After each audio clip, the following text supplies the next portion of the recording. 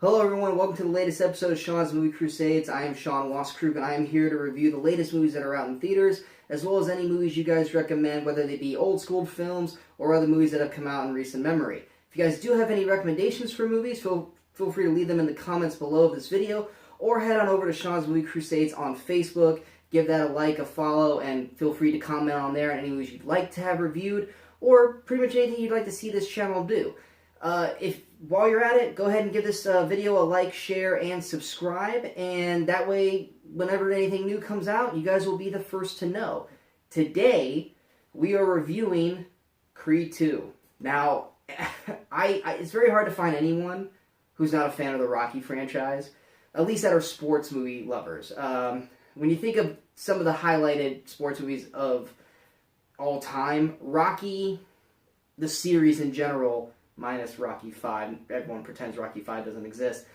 But the Rocky series is one of the best series out there, especially when it comes to boxing. Now, there are some other boxing movies out there, such as Raging Bull, Ali. Play to the Bone is a criminally underrated movie. I highly suggest that in terms of boxing.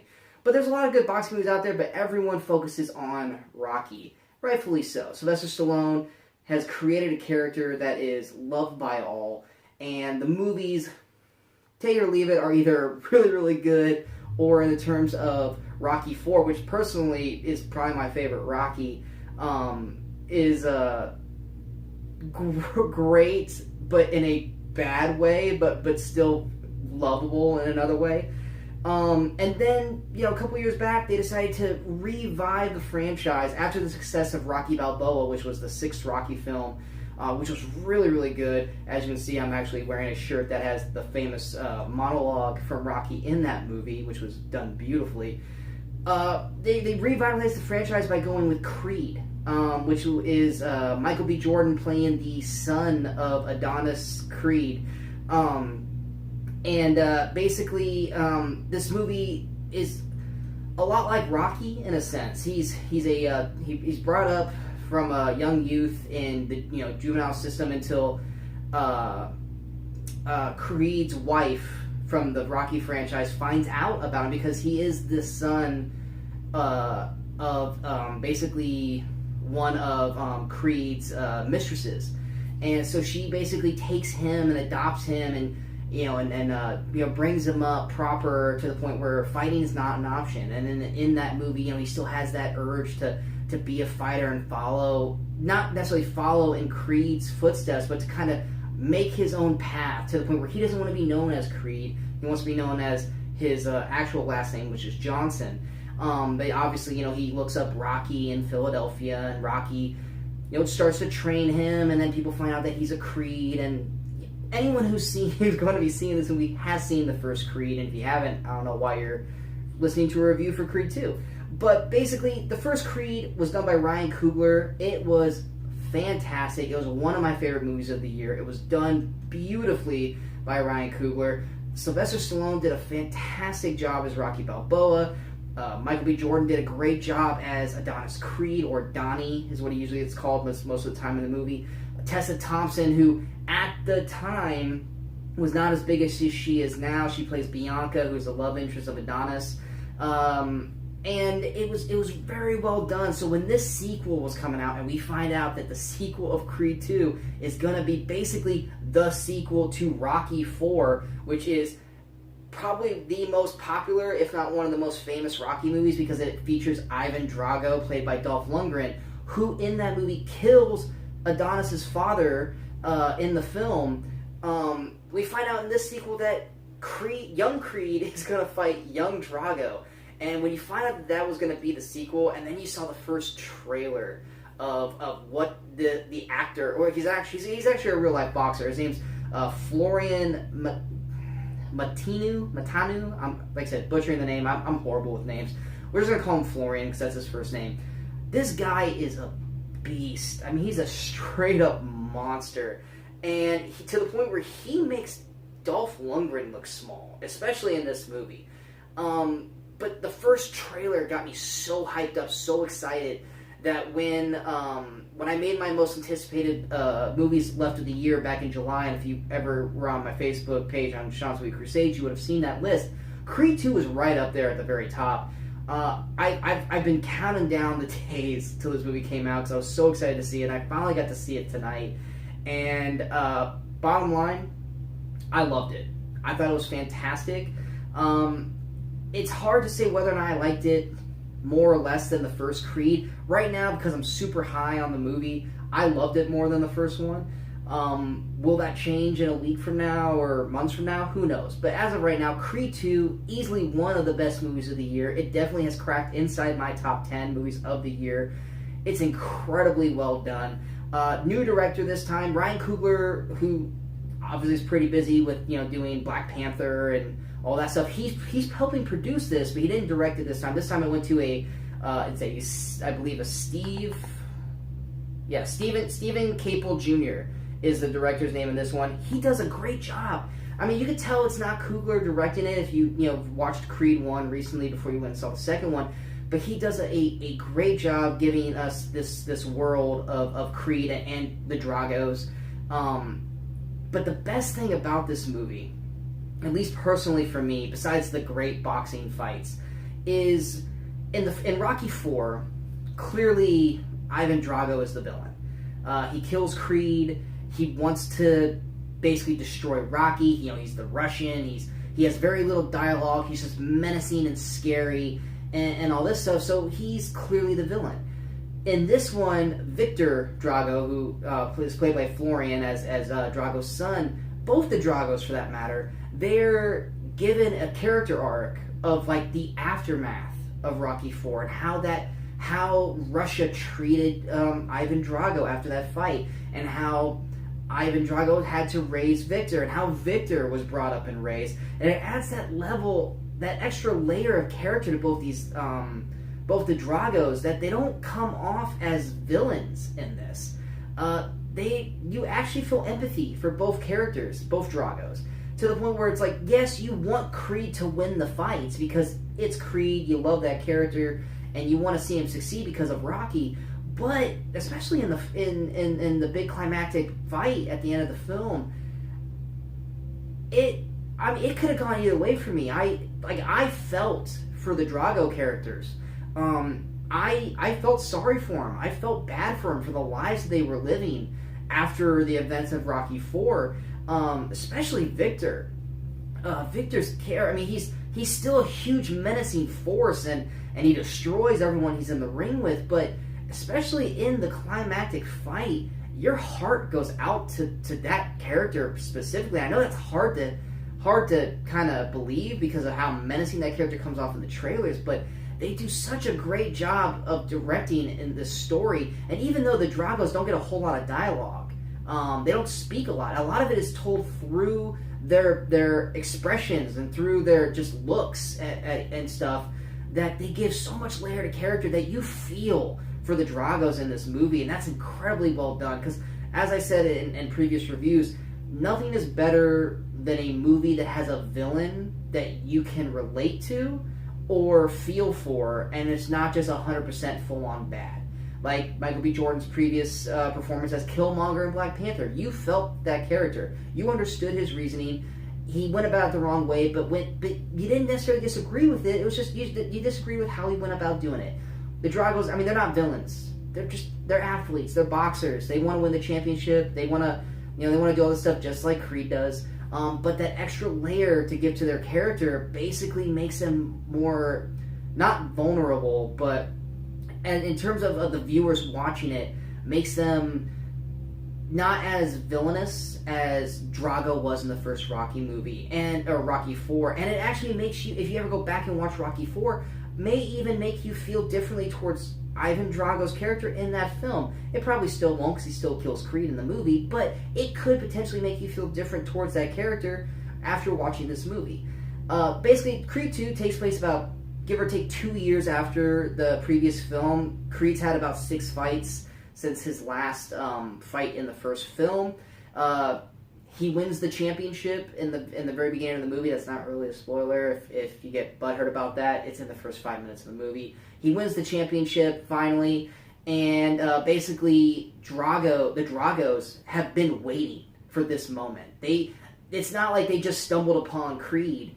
they've known about Creed. They've known about him boxing. They've known about Rocky training him, and they've just been waiting for their moment for Creed to reach this pinnacle of being the champion before they show up and issue a challenge. And it's basically also done through kind of the mind of this boxing promoter played by Russell Hornsby. You might know him from the TV show Grimm, who kind of plays that sleazy boxing promoter guy. He's not like to the point of like a Don King type of character. I mean, he still has a level of humility to him, but he's the one kind of bringing these two forces together. And as soon as, I mean, literally it's like Creed won the belt in like less than a week or even a few days after that fight's over. Here come the Dragos, and they're demanding their match, and that's kind of how the plot's going. And then, without going too far into the plot, because I don't want to spoil anything for you, it's all leading up to that battle between Victor Drago and Creed. And then obviously you have Rocky and Ivan Drago. Their first scene together is great. It's intense, and you hear a pin drop in the movie theater when those two are basically face to face, since they haven't seen each other or spoken to each other, rightfully so, since that fight. And you could just feel the intensity between both of them, as there is still no love lost between those two. They both still, Drago more so than Rocky, still feels that intense anger towards him. I mean, there's that level of respect because of obviously after the first fight, but Rocky's life was fine after the events of Rocky IV. Drago's wasn't. Drago basically got exiled from Russia after that fight, and it's been a rough life for the Dragos after that. And they'll delve into that into the movie, and you can feel all that through the Dragos. Other things going on as well. Bianca, she's still dealing with her hearing, or her degenerative hearing loss from the first film. It's not as big of a focal point, at least to her, in this movie. Her music career is taken off even bigger than it was in the first film. And they're still going strong as a couple, her and Creed. And Tessa Thompson once again brings it as Bianca. She's great in every scene that she's in. Could she have gotten more to do in the movie? Absolutely. But obviously once it starts focusing towards the Creed-Drago fight, that takes most of the focus. But her and Felicia Rashad, who plays Creed's foster mother, or Creed's father's real wife, they both have great scenes where they get to shine and kind of up against Michael B. Jordan's character, Adonis. They all bring it quite a bit in this film. Sylvester Stallone, he's Rocky. Rocky's Rocky. He doesn't get as much to do in this movie as he did in the first film. I mean, obviously in the first film he was fighting cancer, so he had that extra level. In this movie, he is kind of stepping back a little bit more. This is Creed's movie, where a lot of people said Creed 1 was more of a Rocky movie introducing the Creed character. This is Creed's movie, and by the end of the movie, you can see that this is the Rocky character pulling back and basically bringing Creed to the forefront. So if they do decide to keep going with the franchise, it is Creed. It's not Rocky, it's Creed. And that's the one thing too, is that the way the movie ends, I'm totally okay with them not doing another one. I love this movie, I love these characters, and if they made a third one, I'm not going to be 100% upset about it, because I love this franchise as a whole, but I also don't want them to do one just for the sake of doing one. So if they can't come up with a better story than what they've done in these first two films, don't do it. I don't want you to ruin a great franchise just because you want to make some extra money, which that tends to happen in Hollywood now. But the way this movie ends, if they don't make another one, perfect. It's got a great finish to it. It's bookmarked. I mean, it leaves open for more films, obviously, but if they said, we're not making another one, then it ends great too for all the characters involved. But yeah, I mean, the fight scenes, I mean, obviously that's what most people care about.